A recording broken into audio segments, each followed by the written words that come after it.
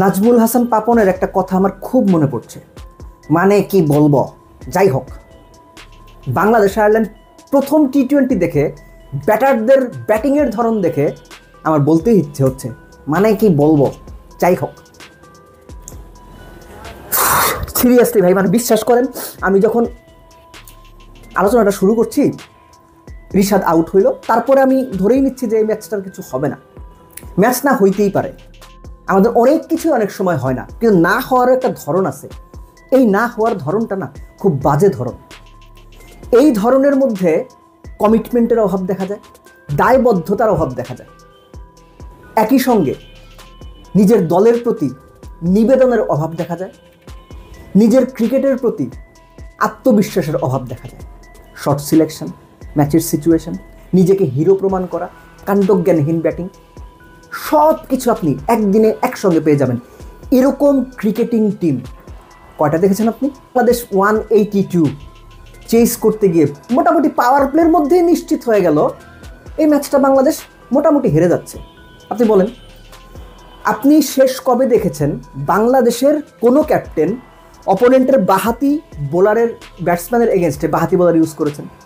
তানজিদ তামিমের এগেনস্টে আয়ারল্যান্ড ওই সাহস দেখিয়েছে। হামফ্রিজকে লেফট আর্ম অর্থোডক্স বোলিং এনেছে, সরাসরি ইনভাইট করা, সরাসরি চ্যালেঞ্জ করা তানজিদ তামিমকে, আয় বেটা মার, মারতে গেছে, সে আউট হয়েছে। Liton Das captain, that was A nothing shot Liton. আমার মনে হয়েছে লিটন, ওই যে কমেন্টেটররা যেটা বলে আর কি, কট ইন টু মাইন্ডস, আমাদের গ্রামাঞ্চলে বলে দো মন দো আশা, তারপরে একটা বাজে কথা আছে, ওই কথাটা বলতে পারতেছি না, অমুক মারে বাগডাসা। লিটনের অবস্থা হয়েছে ওইটা, দোমন্দ আশা করে সে পাওয়ারে খেলবে, গ্লাইড করবে, বুঝে উঠতে পারে না, হাতে মেরে দিয়েছে। সবচেয়ে বাজে আউট আমার কাছে যেটা লেগেছে, দ্যাট ইজ পারভেজ ইমনের আউট। আমি নর্মালি পারভেজ ইমন সম্পর্কে ঢালাও সমালোচনা খুবই কম করেছি, কেননা পারভেজ ইমন, তানজিদ তামিম এই দুই ক্রিকেটারকে আমি পার্সোনালি অনেক পছন্দ করি। বাংলাদেশের এই অনেক নাইনাইয়ের মধ্যে তাদের দুজনকে আমি অনেক পছন্দ করি, কিন্তু পছন্দ করি বলেই তার ঢালাও সমালোচনা করবো না সেটা না, কিন্তু আজকে করতে বাধ্য হচ্ছি। আপনাকে কেন ওই সময় হিরো হইতে হবে? আপনি যে শটটা যে বলে খেলছেন ওইটা পুল খেলার বল না, ওই বলে ওই সিচুয়েশনে পুল শট খেলতে হয় না পারভেজ ইমন। আপনি কবে শিখবেন? আপনি যদি 30 রানে 50 রানে নট আউট থাকতেন ওই সময়, তাও আমি বলতাম ওটা পুল খেলার বল না। হ্যাঁ, আমি ম্যানুফ্যাকচার করে মারতে পারতেন যদি আপনার টিমের অবস্থা ভালো থাকতো। আপনার দুই ব্যাটসম্যান আউট হয়ে গেছে, আপনার দলের আর্গিউবলি এই মুহূর্তে বেস্ট দুই ব্যাটার আউট হয়ে গেছে, একটা বলে একটু রেসপেক্ট করা যেত না? আরেকটা কাহিনী আছে এখানে, লেগ সাইডে দুইটা ফিল্ডার দাঁড়ানো, ডিপ মিডুকে deep backward square, deep square leg, short ball off স্ট্যাম্পের বাইরে করা হয়েছে, কেননা তারা জানে এইরকম শট পারভেজ ইমন খেলবেই, খেলবে না, খেলবেই, এবং সে খেলছেই। মাইরা আউট হয়ে উইকেটটা দিয়ে আসছে। আপনি অপোনেন্টের প্ল্যান বুঝতে পারতেছেন, তারপরে ওই শট কেন খেললেন আপনি? আপনার মাথায় কি? What goes on your mind Parvez Emon? This is ridiculous brother.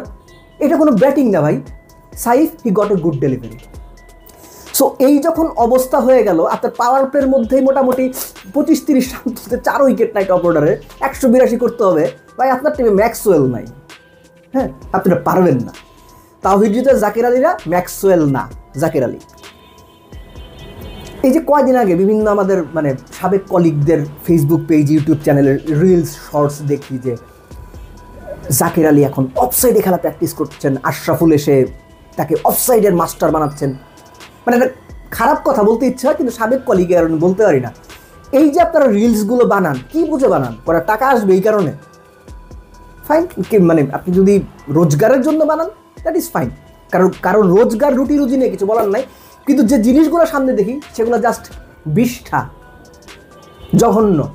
ঠিক জাকির আলীর ব্যাটিংয়ের মতো একটা স্লোয়ার বল, মনে করে দেখেন আপনি, একটা স্লোয়ার বল অফ স্ট্যাম্পের এতখানি বারে 6 নাম্বারের স্ট্যাম্পে জাকির আলী ওই বলটাও ভাই লেগ সাইডে ঘুরে দিয়ে গেল, অথচ আমরা রিলস কি দেখি অফ সাইডে মাস্টার হয়ে উঠছেন জাকির আলী।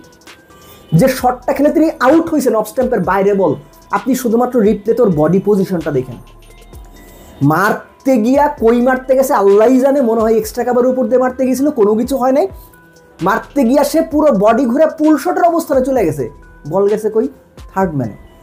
আমরা যখন ছোট ছিলাম, নিজেরা যখন খেলতাম, তো আমাদের মধ্যে যারা বেটার ক্রিকেটার ছিল বন্ধুদের মধ্যে, ওরা টিস করতো খারাপ ব্যাটারদের, এই যে মানে এক জায়গায় মারছে কাঞ্চি লেগে আরেক জায়গায় গেছে, ওরা বলতো এই যে মারছে কাভারে গেছে সাভারে। অনেকদিন পর জাকির আলীর আউট হওয়ার ধরন দেখে আমার ওটা মনে হয়েছে যে মারছে কাভারে গেছে সাভারে। এক্সট্রা কাভারে খেলুক, পুল শট খেলুক, কোনোটাই হয় নাই, বল গেছে থার্ড ম্যানের পেছনে। আনারি ব্যাটসম্যান টেলেন্ডার এমনি ব্যাট করে, কাঞ্চি লেগে 4-6 পেছন দিয়া, এরপর আর কোনো কিছু নাই, এখানেই full stop. Zakir Ali out হলে তারপর তানজিম সাকিব, রিশাদ, নাসুম এরা মিলে আসলে কি করতে পারে এরা আপনিও ভাই বুঝেন, আমিও বুঝি, আপনিও পৃথিবীতে নতুন না, আমিও নতুন না। সো এইখানে ফুল স্টপ। যা যা জঘন্য করা দরকার, বাজে করা দরকার, ভালো হয়েছে একটা জিনিস যে জাকির আলী বিরাট একটা ভালো ইনিংস খেলে নাই, তাইলে এই যে তাকে দলে নেওয়াটাই যে উচিত হয় নাই সেটা অনেকে ভুলে যেত। একদিক দিয়ে ভালো হয়েছে। বোলিংয়ের কথা বলবো, শরীফুল ওয়াজ এভরিওয়্যার।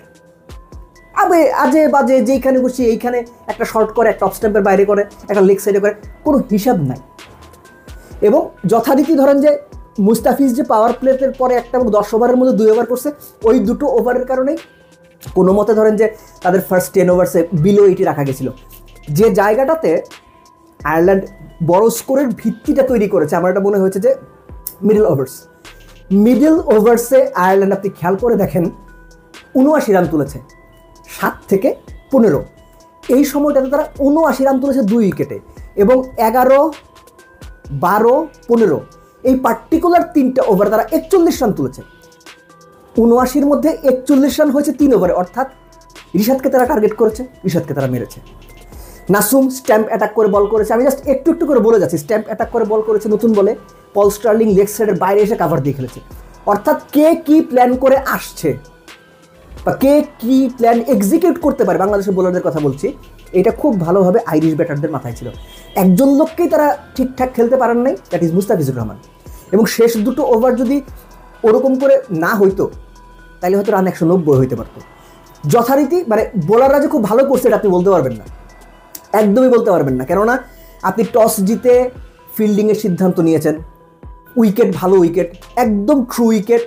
সেখানে বোলারদের মূল দায়িত্বই অপোনেন্টকে 180 রানের উইকেটে 160 বা 165-র মধ্যে আটকে রাখা। তাহলে আমি বলতাম যে বোলাররা ভালো করেছেন, মুস্তাফিজই ভালো করেছে, আর কেউ আসলে ওরকম করে ভালো করতে পারেননি।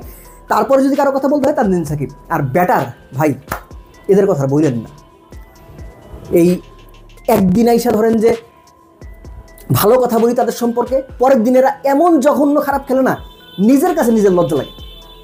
এই ম্যাচটা ব্যাটসম্যানরা যে পরিমাণ আনপ্রফেশনালিজমের অ্যাটিটিউড দেখিয়ে আউট হলো, এটা না কোনো চিকিৎসা নাই। লাস্টলি এই যে গাজী আশরাফ লিপুর সঙ্গে ক্যাপ্টেনের একটা ভার্বাল আর্গুমেন্ট কিংবা একটা লড়াই আমি বলবো, এটা কি ড্রেসিং রুমে কোনো প্রভাব ফেলেছে? জাকির আলী অনিককে আপনারা খেলিয়েই যাচ্ছেন, কেন রে ভাই, কেন রে ভাই, কোন কারণে? সোহান দেখতে সুন্দর এই কারণে? কে যেন বলছিল মনে আছে না, ড্রেসিং রুমে কিন্তু উনি আছেন। উনি যতদিন ড্রেসিং রুমে আছেন বাংলাদেশ টিমের, উনি বাংলাদেশ ক্রিকেটটা উনি জাস্ট তেশ মাইরে দেবে বাংলাদেশ ক্রিকেটটারে। এবং তেশ মারা চলতেছে, আপনারা দেখতে থাকেন। আপনি যতই বলেন, আমি যতই বলেন, বদলাবে না। কেননা this people are so powerful inside dressing room, এরা যা খুশি তাই করতে পারে। এবং বাংলাদেশ ক্রিকেট নিয়ে এই সো কল্ড দেশ সেরা কোচেরা, যাদেরকে কোনো যোগ্যতা ছাড়াই এখন মনে হয় ন্যাশনাল টিমে নিয়ে আসা হয়েছে, তারা বাংলাদেশ ক্রিকেটটা নিয়ে লিটারেলি আক্ষরিক অর্থে যা খুশি তাই করে যাচ্ছে। এবং এদের ওপরেও আছে গাজী আশরাফ লিপুর মতো নির্বাচকরা, যারা নিজেদের মতো করে যা খুশি তাই করে যাচ্ছে।